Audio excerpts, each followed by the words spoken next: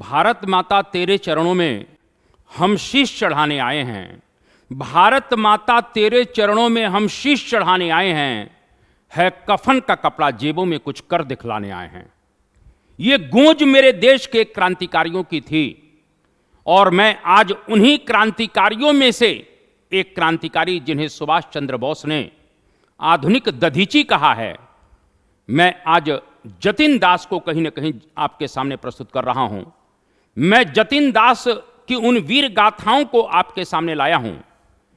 जतिन दास का राष्ट्रीय आंदोलन में इतिहास तो बहुत लंबा है, लेकिन मैं उस लाहौर सेंट्रल जेल के अंदर जो यातना दी जा रही है और उसके बाद जतिन दास 63 दिन की भूख हड़ताल के बाद किस तरीके से अपने जीवन को समाप्त करते हैं इस देश के लिए और किस तरह से उनके अंतिम यात्रा निकलती है कहीं ना कहीं लाहौर से कलकत्ता तक, उसके ऊपर आज आपसे बात करने आया हूं। मैं बार बार कहता रहता हूं कि शहीदों की मजारों पर लगेंगे हर बरस मेले। शहीदों की मजारों पर लगेंगे हर बरस मेले। वतन पर मरने वालों का यही नामो निशा होगा। 1928 में दिल्ली के फिरोज शाह कोटला मैदान में चंद्रशेखर आजाद के नेतृत्व में Hindustan socialist Republican association HSRA का गठन हुआ और इस HSRA का ही एक जाबाज सिपाही जतिन दास हैं जो बंगाल से आया करते थे। मैं ये कहना चाहता हूं कि जब लाहौर षड्यंत्र केस हुआ, जतिन दास को बंगाल से यानी कलकत्ता से 14 जून को गिरफ्तार कर लिया जाता है। 14 जून 1929 को इनको कहीं न कहीं उस सैंडर्स केस में, लाहौर षड्यंत्र केस में गिरफ्तार किया गया और 16 जून को इनको लाहौर लाया जाता है। लाहौर के बोस्टल जेल में कहीं न कहीं इनको रखा गया और मैं आपको बताना चाहता हूं कि वहां पर क्रांतिकारियों को अमानवीय यातनाएं दी जा रही हैं। भगत सिंह और बटुकेश्वर दत्त को लाहौर सेंट्रल जेल में रखा जाता है और जितने भी बाकी क्रांतिकारी थे उनको कहीं न कहीं लाहौर में ही बोस्टल जेल में रखा गया।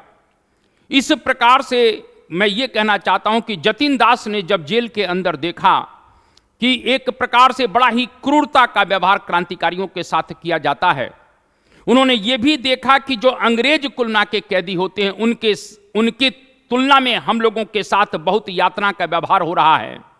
जेल के अंदर कुलना के जो क्रांतिकारी जाते हैं उनको एक गंदे माहौल में रखा जाता है, यानी कुलना के छोटी सी एक कोठरी में, अंधेरी कोठरी में रखा जाता है। वहां पर किसी भी प्रकार की कोई व्यवस्था नहीं रहती है। कपड़े उनके महीनों तक धोए नहीं जाते हैं, गंदगी का कुलना के आलम रहता है। दूषित भोजन उनको दिया जाता है जिसके कारण से वो कुपोषण के शिकार हो जाते हैं। उनको देश और दुनिया के बारे में जानने के लिए समाचार पत्र तक नहीं दिए जाते हैं।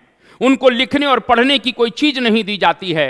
उनके साथ नाना प्रकार का अन्य राजनीतिक कैदियों या अंग्रेज कैदियों की तुलना में भेदभाव किया जाता है। इसको लेकर अंततः कुलना के क्रांतिकारी एकजुट हुए। विचार विमर्श हुआ और विचार विमर्श होने के पश्चात इन लोगों ने कहा कि कहीं ना कहीं निश्चित रूप से इन भेदभावों के खिलाफ, यानी जो जेल के अंदर एक तरीके से क्रूरता का व्यवहार हमारे साथ किया जा रहा है, उसके खिलाफ कहीं ना कहीं हम लोग आवाज उठाएंगे। जो जेल में कुलना के हमारे साथ नाना प्रकार की कहीं ना कहीं चीजें गलत की जा रही हैं, उनके साथ आवाज उठाएंगे। और इस प्रकार से सभी क्रांतिकारी एक मत हो जाते हैं और 13 जुलाई से ये अनशन शुरू हो रहा है। लाहौर सेंट्रल जेल में यह अनशन सबसे पहले भगत सिंह और बटुकेश्वर दत्त ने शुरू किया। यहां तक जतिन दास ने इस बात को कहा है, सभी क्रांतिकारियों से कहा कि पहले सुन लो, क्योंकि ध्यान रखना, गोली के लगने से या फांसी पर झूलने से यह मौत तो आसान होती है, लेकिन जब आप भूख हड़ताल का बीड़ा उठा रहे हो और जिन उद्देश्यों को लेकर उठा रहे हो, अगर जब तक वो उद्देश्य पूरे नहीं होंगे तब तक मैं भूख हड़ताल नहीं तोड़ूंगा।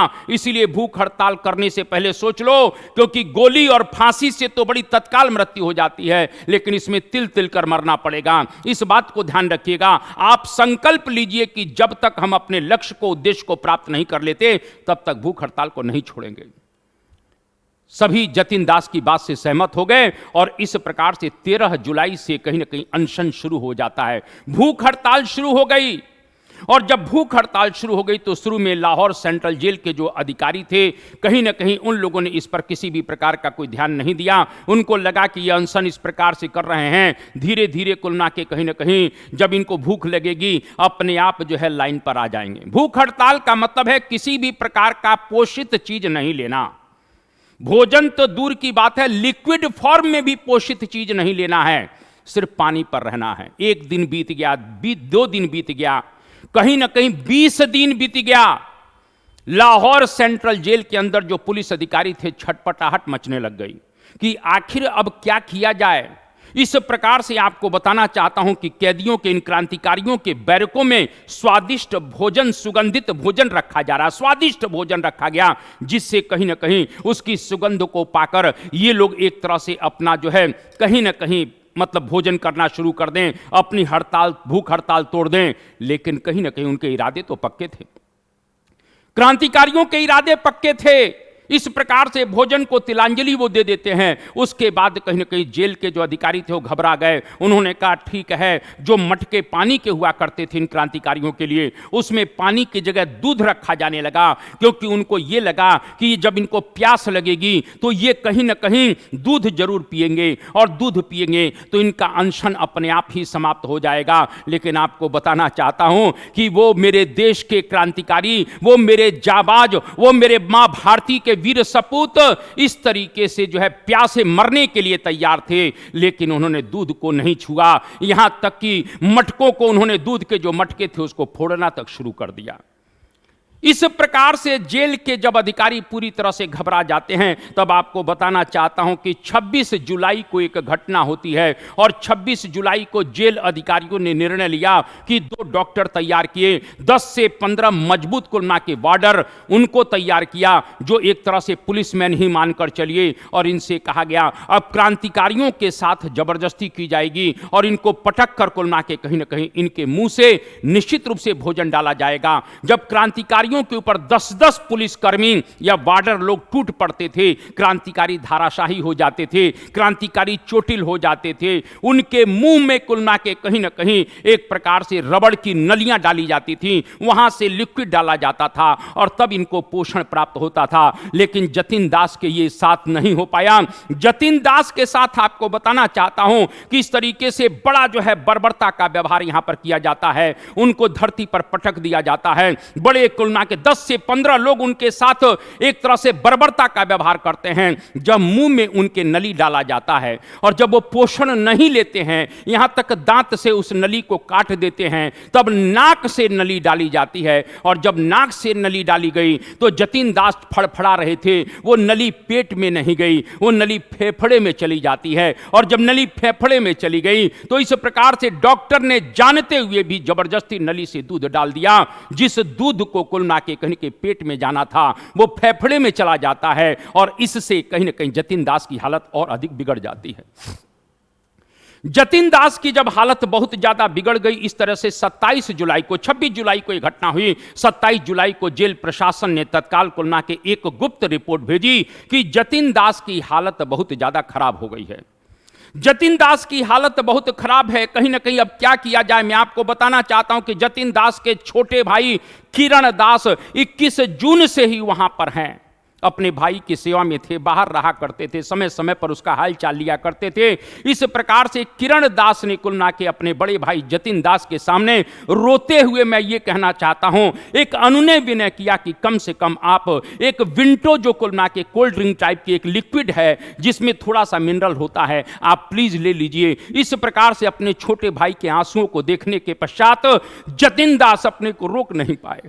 मैं ये कहना चाहता हूं, जेल के अंदर क्या क्या घटनाएं हो रही हैं, इसको कम से कम दुनिया को जानना चाहिए।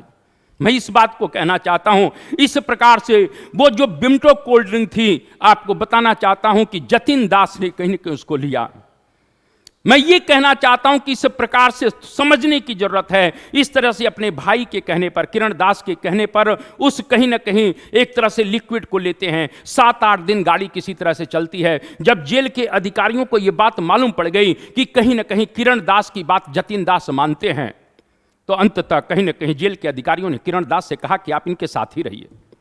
जेल के अधिकारियों के कहने के बाद किरण दास कुलना के कहने के जतिन दास के साथ रहने लग गए, और जतिन दास के साथ जब रहने लग गए तो इस प्रकार से जब वो बिमटो कुलना के कोल्ड ड्रिंक टाइप की जो चीज़ थी वो दी जाती थी तो उसमें नाना प्रकार का गुप्त रूप से जो है उसमें अंगूर वगैरह इस प्रकार से कुलना के कहीं कहीं जो प्रोटीन्स से चीज़ें रहती थी उनको उसमें लिक्विड फॉर्म में डाला जाता था और डालने के पश्चात उनको दिया जाता था। कुछ दिन गाड़ी खींची, लेकिन मैंने अभी कहा ना कि कुलना को उनको जबरदस्ती कुलना के जमीन पर पटका जा रहा है, मारा जा रहा है, लेकिन वो भोजन चाहे किसी भी प्रकार की चीज लेने के लिए तैयार नहीं है। ये गाड़ी कैसे चल सकती थी मैं आपको बताना चाहता हूं। आप समझ सकते हैं कि एक व्यक्ति देश के लिए, अपने लिए नहीं, इस देश के लिए कुलना के अनशन पर बैठा हुआ है। हिंदुस्तान में राष्ट्रीय आंदोलन के बहुत से नेता, क्योंकि ये 1929 की घटना है, इस घटनाक्रम को आप पूरी तरह से समझ सकते हैं। इस समय कुलना के राष्ट्रीयता उफान पर है, राष्ट्रीय आंदोलन चल रहा है। इस समय कुलना के सविनय अवज्ञा आंदोलन चल रहा है, लेकिन राष्ट्रीय आंदोलन के नेताओं ने कुलना के इस जांबाज सिपाही, भारत के वीर सपूत की तरफ ध्यान नहीं दिया जो अनशन पर बैठा हुआ है। अगर शायद अनशन पर कुलना को, उनके अनशन का ध्यान अगर राष्ट्रीय स्तर के बड़े नेताओं ने दिया होता तो परिणाम कुछ और होता, लेकिन नहीं दिया गया। मैं इसी समय बताना चाहता हूं कि भगत सिंह जो कुलना के लाहौर सेंट्रल जेल में हैं, उन्होंने तत्काल जो है कांग्रेस के एक वरिष्ठ नेता से बात की और उनसे कहा कि आप लोग कहीं ना कहीं किसी भी प्रकार से मैसेज भिजवाइए, जतिन दास के पास मैसेज भिजवाइए, क्योंकि लाहौर के दूसरे जेल बोस्टल जेल में थे। इस प्रकार से मैसेज भिजवाइए कि ये भूख हड़ताल भगत सिंह ने शुरू किया था, बटुकेश्वर ने शुरू किया था, हम इसको आगे बढ़ाएंगे, आप अपनी भूख हड़ताल को रोक दीजिए, आप अपनी भूख हड़ताल को रोक दीजिए। ये खबर जैसे ही जतिन दास को कहीं ना कहीं मिली, जतिन दास कुलना के नाराज हो गए। उन्होंने कहा, मैंने पहले ही कहा था कि जो बीड़ा मैंने उठाया है, जब तक वो लक्ष्य नहीं मिल जाता तब तक मैं अपने अनशन को नहीं तोड़ूंगा। अपने विचारों का ये व्यक्ति अडिग है, ये शहादत देने के लिए तैयार है, लेकिन अपने मूल्यों और सिद्धांतों के साथ समझौता करने के लिए तैयार नहीं है। मैं ये कहना चाहता हूं, 29 अगस्त को कुलना के कॉन्फिडेंशियल रिपोर्ट आ जाती है और उसमें बताया जाता है कि जतिन दास की हालत अब पूरी तरह से गंभीर हो चुकी है। वो ज्यादा से ज्यादा 8 से 9 दिन जिंदा रहेंगे, इसके बाद नहीं रहेंगे। इसके बाद आपको बताना चाहता हूं, पंजाब कांग्रेस के नेता जो एक डॉक्टर भी थे, डॉक्टर गोपी चंद भार्गव, डॉक्टर गोपी चंद भार्गव जतिन दास के पास जाते हैं, बड़ा अनुनय विनय करते हैं। गोपी चंद भार्गव ने कहा कि आप मेडिसिन क्यों नहीं ले रहे हैं, आप दवाई क्यों नहीं ले रहे हैं, क्या आप जिंदा नहीं रहना चाहते? जतिन दास ने कहा, नहीं, मुझे जिंदा नहीं रहना है।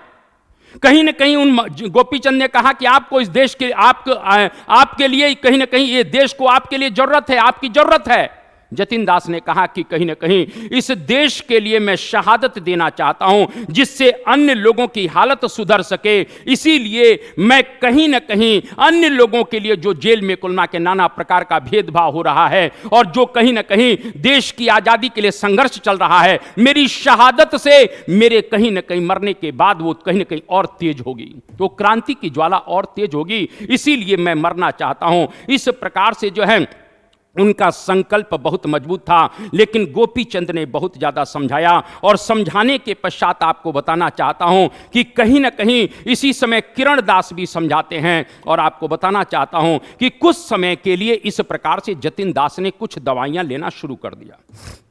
जतिन दास दवाई लेते हैं, आपको बताना चाहता हूं, लेकिन धीरे धीरे जतिन दास की हालात तो बिगड़ रहे थे, क्योंकि किसी भी प्रकार की पोषक चीज नहीं ले रहे थे।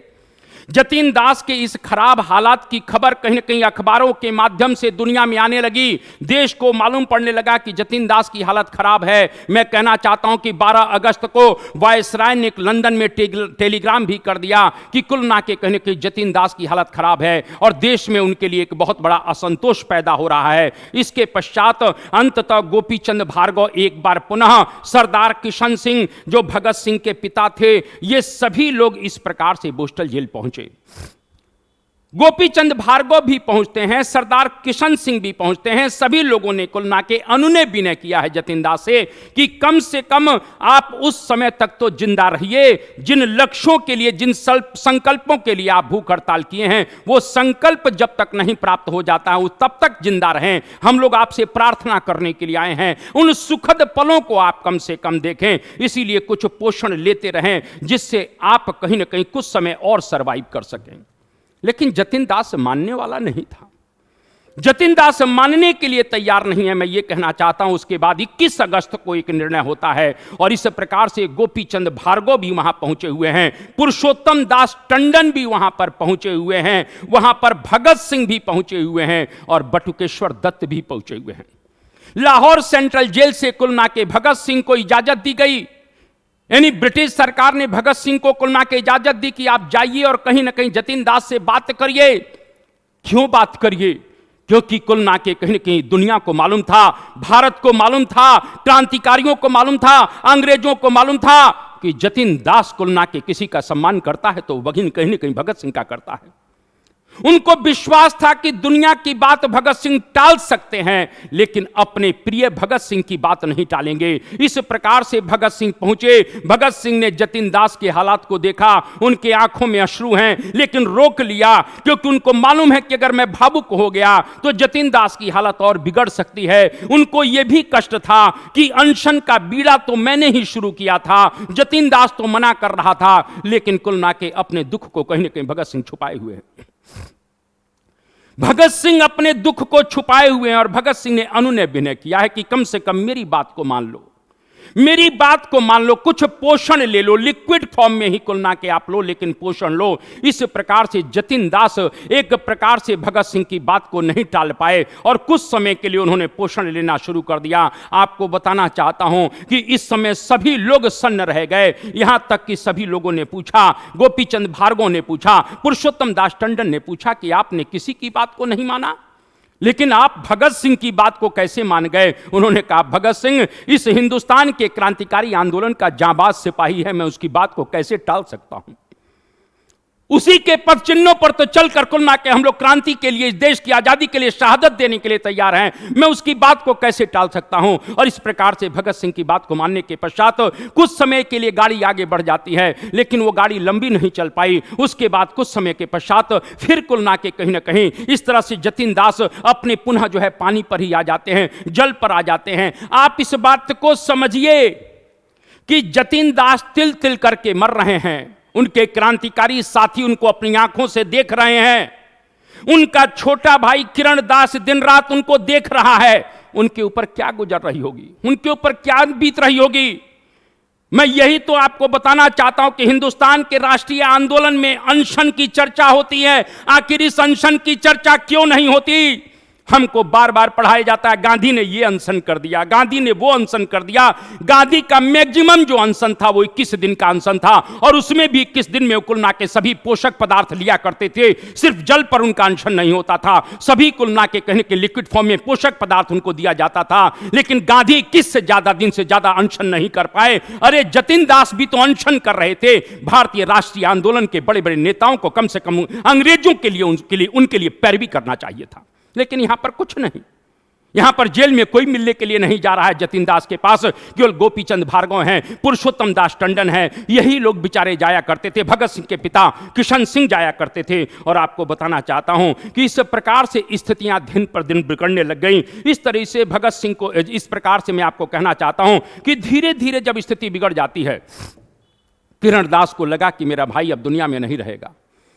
किरण दास ने फिर खबर भिजवाई, और इस बार इस समय फिर जो है आपको बताना चाहता हूं कि गोपी चंद भार्गव, पुरुषोत्तम दास टंडन, भगत सिंह एक बार पुनः जेल में आते हैं। और पुनः जब जेल में आए तो कहीं ना कहीं इस बार फिर अनुनय विनय करने के लिए आए हैं, लेकिन मौन है। जतिन दास ने भगत सिंह को देखते ही कहा कि तुम दोबारा क्यों चले आए हो, क्यों मुझसे मिलने के लिए आए हो? जतिन दास की इस बात को सुनने के बाद भगत सिंह तो मौन हो गए, लेकिन गोपी चंद भार्गव ने कहा कि नहीं नहीं, हम इनको लेकर आए हैं, हम इसलिए लेकर आए हैं कि पहली बार आपने इनकी बात को मान लिया था, हम चाहते हैं कि एक बार आप इनकी बात को पुनः मान लीजिए, मैं ये कहना चाहता हूं। लेकिन जतिन दास मौन है। उन्होंने कहा मैं इसकी बात को अब नहीं मानूंगा। लेकिन आपको बताना चाहता हूं कि भगत सिंह की आंखों में आंसू है।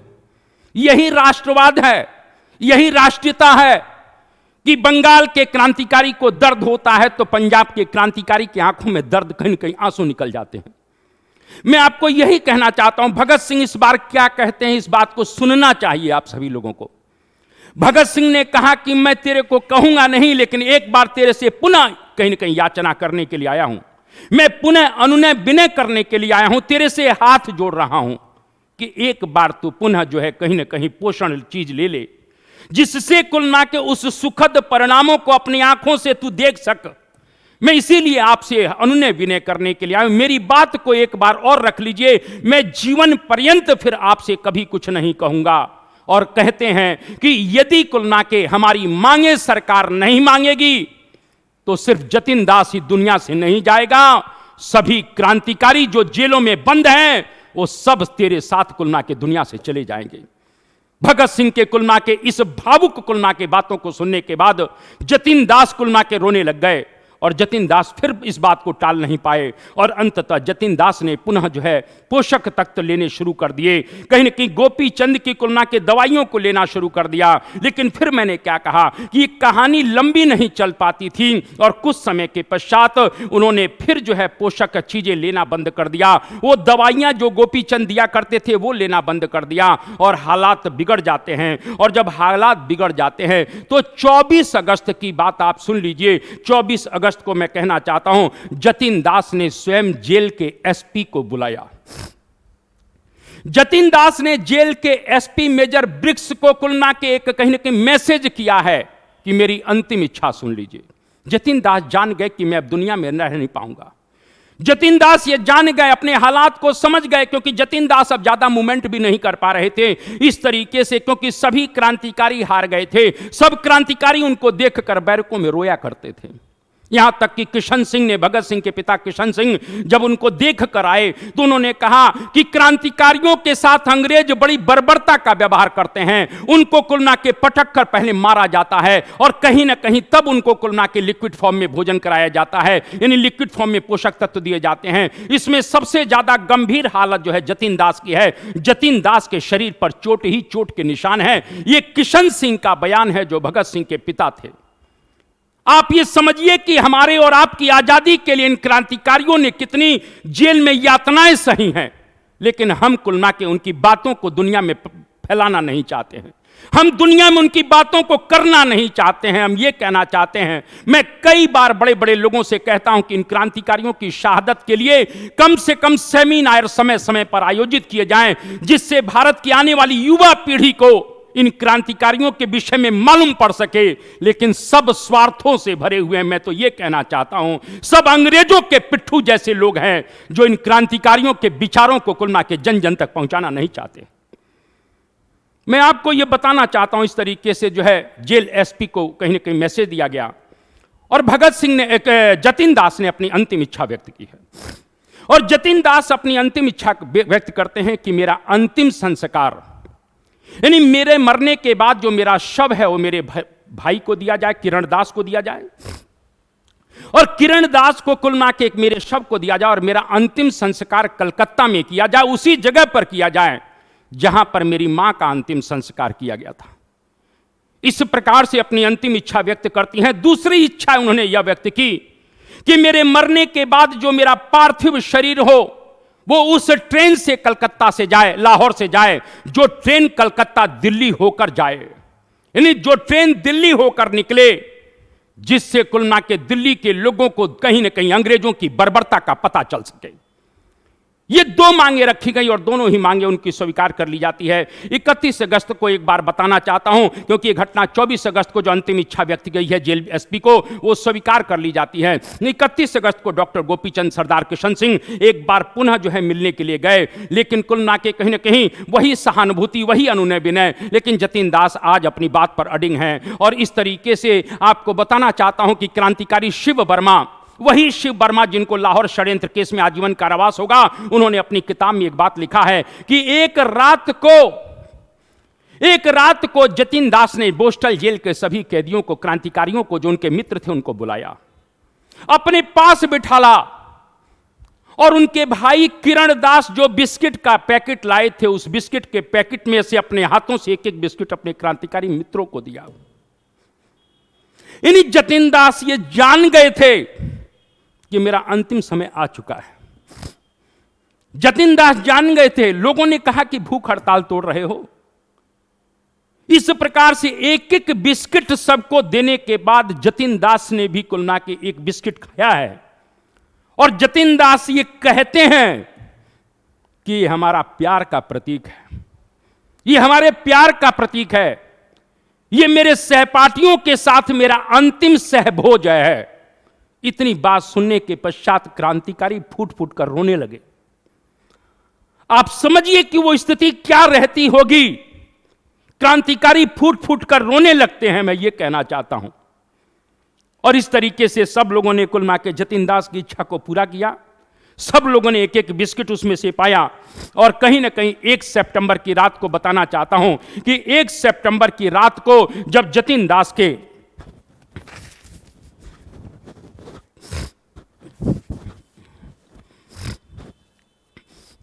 एक सितंबर की रात को कुल मिला के जतिन दास रात भर जागे रहे। इसी समय जेल अधिकारियों का कुल मिला के कहीं ना कहीं एक मैसेज आता है कि क्रांतिकारी सभी लोग भूख हड़ताल कहीं ना कहीं छोड़ दें और भूख हड़ताल छोड़ दें। उनकी जो मांगे थी वो सभी मांगे कहीं ना कहीं स्वीकार की जा रही हैं। 1 सितंबर की बात मैं कर रहा हूं, 1 सितंबर 1929 उनकी मांगे स्वीकार की जा रही हैं और जतिन दास को कुल मिला के बाइज्जत बिना शर्त रिहा कर दिया जाएगा। क्रांतिकारी खुशी का ठिकाना नहीं रहा जब यह खबर कुल मिला के कहीं ना कहीं लाहौर सेंट्रल जेल में भगत सिंह के पास पहुंची। भगत सिंह की खुशी का ठिकाना नहीं रहा और 2 सितंबर को भगत सिंह, राजगुरु, सुखदेव और अन्य क्रांतिकारियों के साथ सभी ने 2 सितंबर को भूख हड़ताल छोड़ दिया। भूख हड़ताल तोड़ देते हैं। 2 सितंबर को सभी भूख हड़ताल तोड़ देते हैं, सिर्फ एक को छोड़कर, जतिन दास को छोड़कर। जतिन दास से पूछा गया कि तुम भूख हड़ताल क्यों नहीं तोड़ रहे हो? अब तो हमारी मांगे मांगनी जा रही हैं, अब तो तुमको बिना शर्त रिहा भी किया जा रहा है। जतिन दास कहे कि मुझे अंग्रेजों के वादे पर किसी भी प्रकार का विश्वास नहीं। आप इस बात को समझिए कि अंग्रेजों की नब्ज को किस प्रकार से वो व्यक्ति पहचानता है। उन्होंने कहा कि मुझे अंग्रेजों पर बिल्कुल भी विश्वास नहीं है। और हुआ भी यही, मांगे भी मानी गई तो कुछ मांगे मानी गई।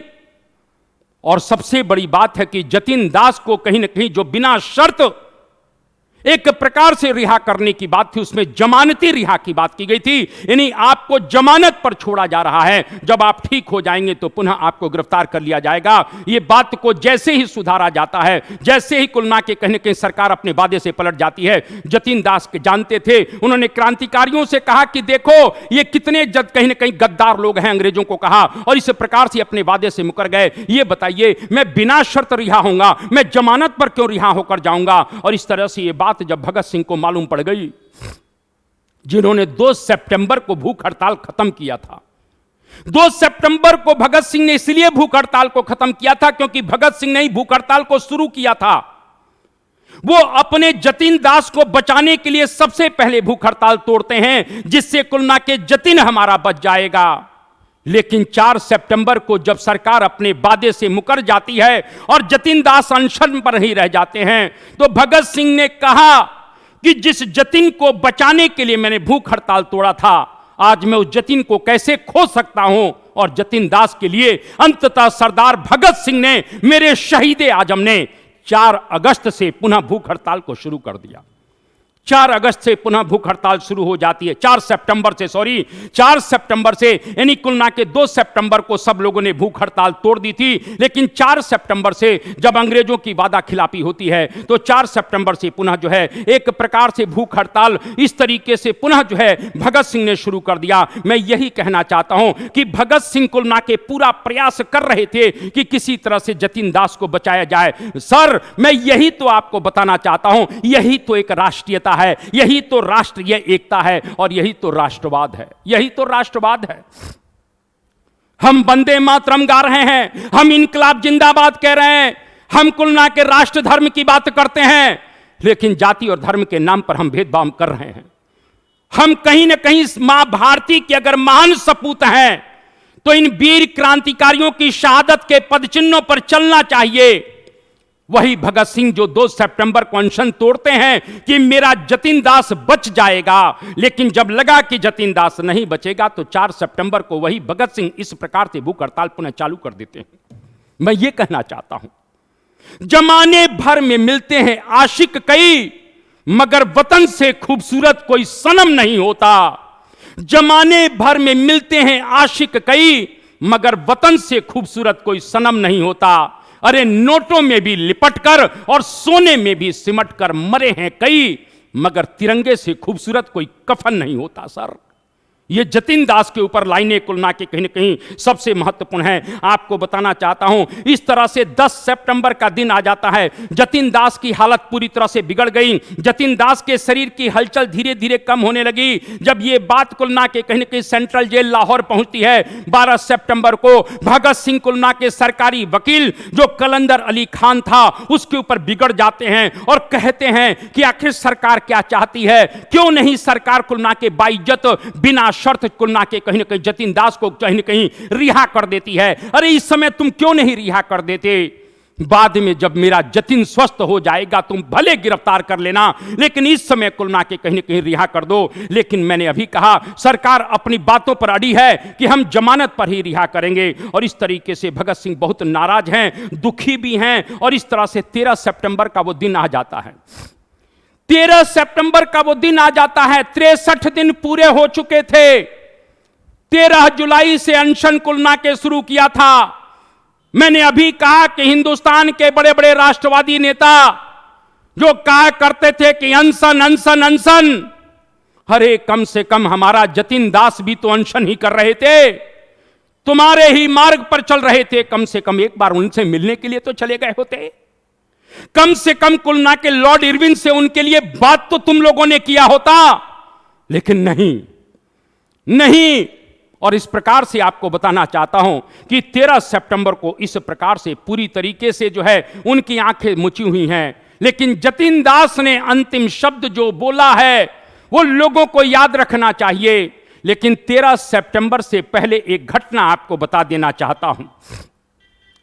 13 सितंबर से पहले जब यह तय हो गया कि जिस ट्रेन से कुलना के कहीं ना कहीं जतिन दास जाएंगे वो ट्रेन कुलना के लाहौर से निकलेगी, दिल्ली होकर कलकत्ता पहुंचेगी, रेलवे ने एडवांस में 600 रुपए मांगा है। आप समझिए कि अंग्रेज कितने बर्बर थे। रेलवे ने 600 रुपए एडवांस में मांगा। किरण दास के पास पैसा नहीं था, क्योंकि उस जमाने में 600 रुपया बहुत होता था। अंततः इन्होंने कुलना के सुभाष चंद्र बोस को कलकत्ता टेलीग्राम किया।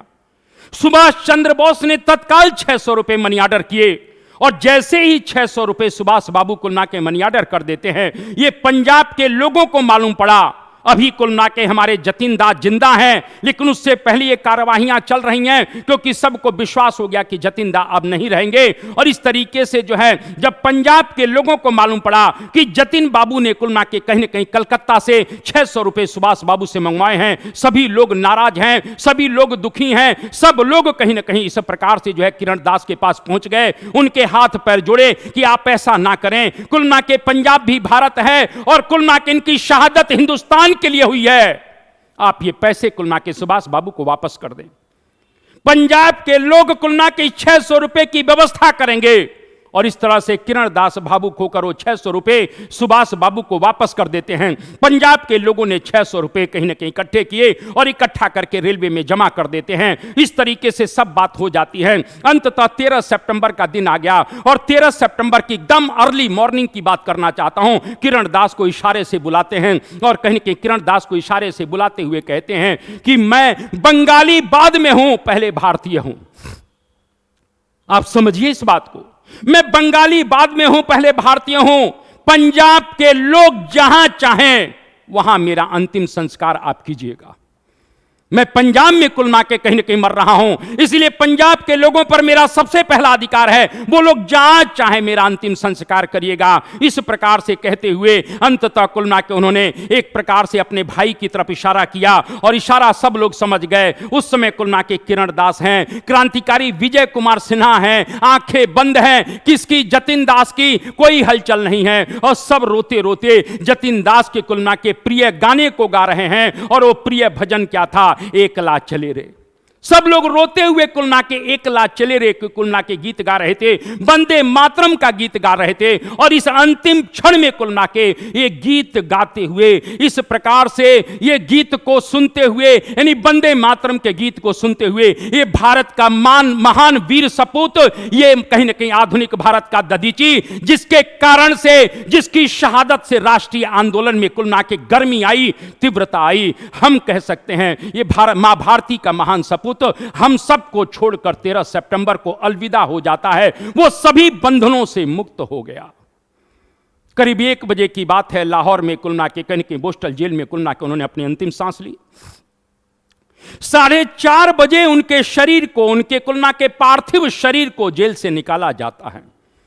पंजाब के लाखों लोग जेल के बाहर खड़े हैं, अपनी कुलना के हीरो को, अपने क्रांतिकारी को, मां भारती के महान सपूत को देखने के लिए बाहर खड़े हैं। मैं आपको बताना चाहता हूं, उस समय डॉक्टर गोपीचंद भार्गव, सरदार किशन सिंह, डॉक्टर मोहम्मद आलम, डॉक्टर सैफुद्दीन किचलू, डॉक्टर कुलना के दूनी चंद, ये सब लोगों ने कुलना के कंधा दिया। 4:30 बजे कुलना के कहने की पार्थिव शरीर की यात्रा शुरू हुई। लाहौर जेल से शुरू होती है, और लाहौर जेल से जब शुरू होती है बोस्टल जेल से, तो दूनी चंद, सैफुद्दीन किचलू, मोहम्मद आलम, सभी लोग कुलना के कहीं न कहीं इस पार्थिव शरीर को एक प्रकार से कहीं न कहीं अंतिम कंधा देते हैं। और कंधा देते हुए इस प्रकार से उसी लाहौर में दिल्ली गेट तक ले जाते हैं। वहां दिल्ली गेट पर आपको बताना चाहता हूं, एक सभा चल रही है, और उस दिल्ली गेट में जब सभा चल रही है तो वहीं पर डॉक्टर गोपीचंद भार्गव ने और मोहम्मद आलम ने ऐलान कर दिया कि हम ऐसी बर्बर सरकार की लेजिस्लेटिव काउंसिल में नहीं रहेंगे। पंजाब की लेजिस्लेटिव काउंसिल से मोहम्मद आलम साहब और गोपीचंद भार्गव साहब ने इस्तीफा दे दिया। इस खबर को जब दिल्ली में पहुंची, मोतीलाल नेहरू ने कुल मिला के कहीं न कहीं सेंट्रल लेजिस्लेटिव असेंबली में स्थगन प्रस्ताव लेकर चले आए। उन्हें लाहौर की बर्बरता के खिलाफ स्थगन प्रस्ताव मोतीलाल नेहरू जी लेकर आए। लाखों लोग इस समय कुल मिला के कहीं न कहीं दिल्ली गेट पर मौजूद हैं। लाहौर की बात मैं कर रहा हूं कि लाहौर में दिल्ली गेट, सुबह 3 बजे कुल मिला के लाहौर से ट्रेन पहुंचनी है। आप ये देखिए कि लाहौर में 2 स्टेशन थे, एक तो लाहौर जंक्शन और एक लाहौर कैंट जो आगे पड़ता था। लाखों लोग अपने शहीद के लिए, अपने मां भारती के सपूत के लिए लाखों लोग रात को स्टेशनों पर जाकर बैठे हुए हैं। मैं ये कहना चाहता हूं, इस बात को समझने की जरूरत है। कुल मिला के आपने दुर्गा भाभी का नाम सुना होगा, जिनके कारण से भगत सिंह लाहौर षड्यंत्र केस से लाहौर से कलकत्ता निकल गए थे, जो भगवती चरण बोहरा की पत्नी भी हैं। आज दुर्गा भाभी और बटुकेश्वर दत्त की जो बहन है, जिनका नाम प्रमिला देवी है, ये दोनों नंगे पांव अपने जतिन दास के पीछे पीछे चल रही हैं। ये दोनों महिलाएं यानी दुर्गा भाभी और प्रमिला देवी कुल मिला के कहीं न कहीं नंगे पांव अपने शहीद के पीछे पीछे चल रही हैं। इन्होंने संकल्प लिया कि हम लाहौर से कलकत्ता तक जतिन के साथ जाएंगे, और इस प्रकार से ट्रेन शुरू हुई। लाहौर से यात्रा उनकी शुरू होती है। उसमें प्रमिला देवी भी बैठी हुई हैं, उसमें दुर्गा भाभी भी बैठी हुई हैं, उसमें कुल मिला के कहीं न कहीं मैंने अभी कहा कि जतिन दास के भाई किरण दास भी बैठे थे, और भी कुल मिला के कहीं न कहीं मुख्य लोग बैठे हुए हैं। ट्रेन कुल मिला के धीरे धीरे चली। लाखों लोग कुल मिला के कहीं न कहीं आंसू बहा रहे हैं। इनकलाब जिंदाबाद वंदे मातरम के नारे से पूरा हिंदुस्तान, पूरा लाहौर गुंजायमान है। फूलों की कुल मिला के वर्षा कुल मिला के आसमान से होने लगी। लोगों ने पैसे कुल मिला के उछालने शुरू कर दिए, और उन पैसों को बड़े बड़े लोगों ने लूटना शुरू कर दिया। क्यों पैसे लूटे गए? अरे इसीलिए लूटा जा रहा है कि कोई ये जतिन दास के नाम पर फेंका गया है। हम इसका कुल मिला के कहीं न कहीं ताबीज बनवाएंगे, इन सिक्कों का ताबीज बनवाएंगे, जिससे हमारे भी पुत्र कहीं न कहीं इसी प्रकार का जाबाज बनेंगे। आप समझ सकते हैं सर, इस देश में क्रांति का क्या आलम था। इस क्रांति के आलम को दबाया गया, हमको पढ़ाया गया, दे दी आजादी तूने बिना खड्ग बिना ढाल। मैं आगे नहीं बोलूंगा। बिल्कुल खड्ग बिना ढाल और चरखे से देश को आजादी नहीं मिली, इस शहादत से मेरे देश को आजादी मिली। मैं ये कहना चाहता हूं। कहीं ना कहीं ये पार्थिव शरीर ट्रेन में रखा गया। लाहौर से जैसे ही कुल मिला के कहीं ना कहीं दिल्ली में ये शव यात्रा पहुंचती है। ये अंतिम यात्रा जैसे ही दिल्ली में पहुंची, दिल्ली में लाखों लोग, सभी कांग्रेस के स्थानीय नेता पहले से ही स्टेशन पर मौजूद हैं। भयानक जनसैलाब, इनकलाब जिंदाबाद वंदे मातरम के नारों के साथ एक झलक पाने के लिए कुल मिला के, अपने कुल मिला के जांबाज सिपाही की झलक पाने के लिए दिल्ली में लाखों लोग मौजूद थे। ट्रेन कहीं ना कहीं लाहौर से इस प्रकार, दिल्ली से इस प्रकार से मथुरा निकलती है। और जब मथुरा को रवाना हुई तो आपको बताना चाहता हूं, इसी समय दुर्गा भाभी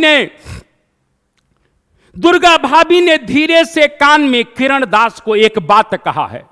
मथुरा स्टेशन पे पहुंचने से पहले, यानी दिल्ली से जैसे ही ट्रेन निकली, दुर्गा भाभी ने धीरे से कान में एक बात कहा किरण दास से कि नाम तो मैं नहीं बताऊंगी, लेकिन यह ध्यान रखिएगा, मथुरा में कुल ना के कहीं ना कहीं इस प्रकार से जतिन दास के दो प्रिय क्रांतिकारी मिलेंगे जो फरारी काट रहे हैं, जो HSRA के ही मेंबर हैं। आप अपने को संभाल कर रखिएगा, आपा मत खोइएगा, जिससे कोई शक ना हो सके। किरण दास को धीरे से कुल ना के कहीं ना कहीं ये दुर्गा भाभी बता देती हैं। जैसे ही मथुरा स्टेशन पर ट्रेन पहुंची, और जैसे ही मथुरा स्टेशन पर वो ट्रेन पहुंचती है, वो दो जांबाज अपने को रोक नहीं पाए। आप जानना चाहेंगे वो दो जांबाज कौन थे? इस देश के क्रांतिकारी आंदोलन का आदर्श, इस देश के क्रांतिकारी आंदोलन का कुलना के पितामह चंद्रशेखर आजाद और भगवती चरण बोहरा कुलमा के भेष बदलकर अपने प्रिय जतिन दास के चरणों को छूने के लिए आए हुए हैं। लोग नहीं पहचान पाए क्योंकि वो फरारी काट रहे थे। आपको मालूम होना चाहिए, चंद्रशेखर आजाद मथुरा में अपने को नहीं रोक पाते हैं, और इस प्रकार से आकर कुलना के कहीं ना कहीं किरण दास को गले लगाया। यदि किरण दास भी कुलना के फूट कर रोने लगते, या कहीं न कहीं चंद्रशेखर आजाद भी फूट कर रोने लगते, तो लोगों को शक हो जाता। क्या परिस्थिति रही होगी कि अपने महान वीर साथी को कुलना के खोने के बाद भी हम रोना भी चाहते हैं, लेकिन रो नहीं पाए।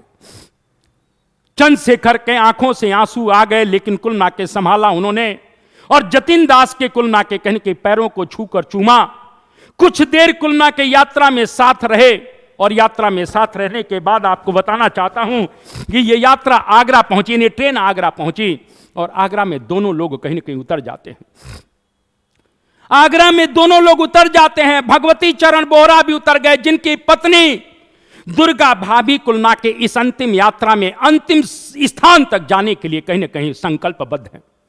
मैं ये कहना चाहता हूं, इस प्रकार से आगरा से यह ट्रेन कहीं ना कहीं धीरे धीरे आगे निकलती है। ये टुंडला पहुंचती है, टुंडला से कहीं ना कहीं कानपुर पहुंचती है, और कानपुर में कुलना के देर रात जैसे ही ये ट्रेन पहुंची, आपको बताना चाहता हूं, देर रात स्टेशन पर जानते हैं कौन कौन लोग थे? लेकिन यहां पर आगरा पहुंचने पर थोड़ी सी बात को समझ लीजिए, आपका कलेजा फट जाएगा, आपका उस व्यक्ति पर से विश्वास उठ जाएगा। आगरा में इस समय कुलना के गांधी भी थे, आगरा में इस समय गांधी भी थे, लेकिन गांधी कुलना के कहीं ना कहीं अपने इस मां भारती के वीर महान सपूत को देखने के लिए स्टेशन नहीं आए, स्टेशन नहीं आए। अरे गांधी, आप भी तो अनशन किया करते थे। फर्क यह है कि आप 21 दिन के अनशन के बाद कुलना के चालू कर देते थे पोषक आहार, और हमारे जतिन ने 63 दान के इस भूख हड़ताल के बाद, अनशन के बाद अपने जीवन को मां भारती के लिए कुर्बान कर दिया। गांधी आगरा में थे, लेकिन जतिन दास को देखने के लिए स्टेशन नहीं आए। आप समझ सकते हैं मैं क्या कहना चाहता हूं। मैं आगे नहीं बोलूंगा। ट्रेन कुलना के मैंने क्या कहा कि कानपुर पहुंची, और जब कानपुर ट्रेन पहुंचती है तो आपको बताना चाहता हूं कि वहां पर कौन कौन लोग हैं। भारत का महान क्रांतिकारी गणेश शंकर विद्यार्थी, गणेश शंकर विद्यार्थी वहां पर मौजूद हैं। वहां पर पंडित जवाहरलाल नेहरू मौजूद हैं, यानी पंडित जवाहरलाल नेहरू वहां पर मौजूद थे। वहां पर गणेश शंकर विद्यार्थी मौजूद थे, वहां पर पुरुषोत्तम दास टंडन मौजूद थे, वहां पर बालकृष्ण शर्मा मौजूद थे। और आपको बताना चाहता हूं, इस पार्थिव शरीर को देखने के बाद मैं जवाहरलाल नेहरू के विषय में जरूर कहूंगा कि जवाहरलाल नेहरू ने कुलना के कहने के जतिन दास के कुलना के पैरों को छुआ, उनको चूमा, और जतिन दास को कुलना के देखने के बाद जवाहरलाल नेहरू अपने को रोक नहीं पाए, और जवाहरलाल नेहरू फूट फूट कर रोने लगे। जवाहरलाल नेहरू कुलना के फूट फूट कर रोने लगे, और जेएल नेहरू ने यह कहा है कि क्रांतिकारियों की शहादत को हम बेकार नहीं जाने देंगे।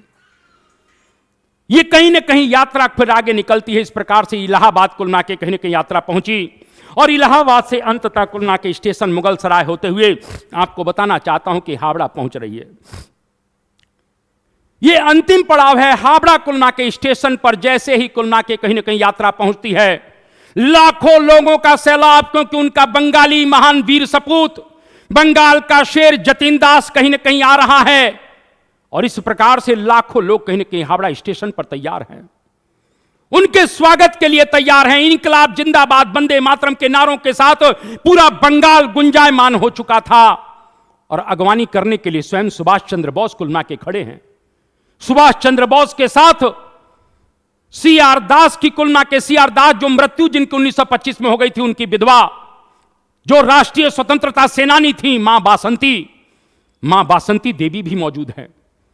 यानी मां बासंती देवी भी मौजूद हैं। मैं ये कहना चाहता हूं, सुभाष चंद्र बोस भी मौजूद हैं, कमला नेहरू भी मौजूद हैं, इस प्रकार से सचिंद्र नाथ सान्याल की पत्नी भी मौजूद हैं, और इस प्रकार से डॉक्टर श्यामा प्रसाद मुखर्जी भी मौजूद हैं। इस तरह से बहुत से लोग कुल ना के कहीं ना कहीं इस प्रकार से हावड़ा स्टेशन पर अपने कहीं ना कहीं इस बंगाल के शेर मां भारती के महान सपूत की अगवानी करने के लिए खड़े हैं।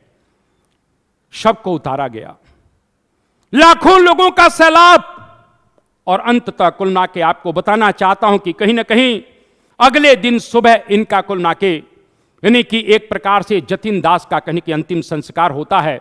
सुभाष चंद्र बोस ने यहां पर यह कहा, और सुभाष चंद्र बोस ने कहा कि जिस प्रकार से दधीची ने अपनी हड्डियों को दान कर दिया, जिससे वज्र जैसा शस्त्र तैयार हो, जिससे असुरों का विनाश हो, उसी प्रकार से मां भारती के इस महान सपूत जतिन दास ने अपने शरीर का दान इस देश की स्वतंत्रता के लिए कर दिया है। मैं उनको नमन करता हूं, मैं उन्हें युवा दधीची कहता हूं। और सुभाष चंद्र बोस ने शमशान घाट पर पहुंचकर कहीं न कहीं जतिन दास के पैरों के नीचे की जमीन को जो मिट्टी थी उसको लेकर उन्होंने चंदन किया और शपथ ली कि जतिन दास, तुम चिंता ना करो, मैं तुम्हारे क्रांतिकारी आंदोलन को आगे बढ़ाऊंगा और एक दिन इस देश को जरूर आजाद कराऊंगा। वहां से संकल्प कुलना के हमारे सुभाष बाबू ने लिया, जिसका परिणाम आजाद हिंद फौज के रूप में हमको देखने को मिलता है। मैं ये कहना चाहता हूं, आज पूरा बंगाल नहीं, पूरा हिंदुस्तान कुलना के कहीं ना कहीं रो रहा है, क्योंकि उनका महान वीर सपूत 63 दिन की भूख हड़ताल के बाद इस कहीं ना कहीं संसार को अलविदा कहकर चला गया। मैं यहां पर यही बात कहूंगा कि अब आप लोगों के ऊपर छोड़ता हूं, यदि आप लोगों को समझ में आ रहा है तो मैं आप पर छोड़ता हूं। आप तय करेंगे कि इस देश को आजादी चरखे ने दिलाई है कि इस देश को आजादी इन वीर महान सपूतों ने दिलाई है। क्योंकि देश को आजादी कराने में सबका योगदान था, लेकिन क्रांतिकारियों का अभूतपूर्व योगदान है, क्योंकि उसमें किसानों का भी आंदोलन चला, उसमें कुलना के आदिवासियों का मूवमेंट भी चला, लेकिन क्रांतिकारियों की शहादत अपने आप में अमर है। मैं आपके ऊपर छोड़ता हूं, क्योंकि आगने वाला इतिहास अब कुलना के कहीं ना कहीं बताएगा कि इस देश को आजादी किससे मिल रही है। और यही मैं कहना चाहता हूं कि जतिन दास की शहादत का ही परिणाम है कि हिंदुस्तान के क्रांतिकारी आंदोलन में तीव्रता आती है, जिसका परिणाम सुभाष चंद्र बोस आजाद हिंद फौज का गठन करते हैं, और उसी आजाद हिंद फौज के बल पर मेरे देश को आजादी मिलती है। मैं ये कहना चाहता हूं, आप सभी लोगों को बहुत बहुत नमस्कार। मैं इतना ही कहूंगा कि यदि आप लोगों को मेरी बात अच्छी लगी हो तो निश्चित रूप से इस वीडियो को कुलना के पूरे देश भर में फैलाने का, शेयर करने का आप काम करिएगा। मैं यही आप लोगों से हाथ जोड़कर प्रार्थना कर रहा हूं, मेरे लिए बिल्कुल भी मत करिएगा, इन क्रांतिकारियों के विचारों को फैलाने का काम करिए। अगर आप इन विचारों को फैलाएंगे तो मैं वादा करता हूं कि इस प्रकार की चीजें मैं आप लोगों के बीच में परोसता रहूंगा। इन्हीं शब्दों के साथ मैं अपनी वाणी को विराम देता हूं, और फिर मैं 2 लाइनें कहूंगा कि प्रण करते हैं कि आजादी की शाम नहीं होने देंगे। अरे प्रण करते हैं कि आजादी की शाम नहीं होने देंगे, शहीदों की शहादत को बदनाम नहीं होने देंगे। जब तक तन में लहू का एक भी कतरा बाकी है, भारत माता के अंचल को नीलाम नहीं होने देंगे। इन्हीं शब्दों के साथ मैं अपनी वाणी को विराम देता हूं, जतिन दास जी के चरणों में कुलना के नमन करता हूं, और आप सभी लोगों को कुलना के कहीं कहीं यही कहूंगा, इस क्लास को ज्यादा से ज्यादा शेयर करें। जय हिंद, जय भारत, वंदे मातरम।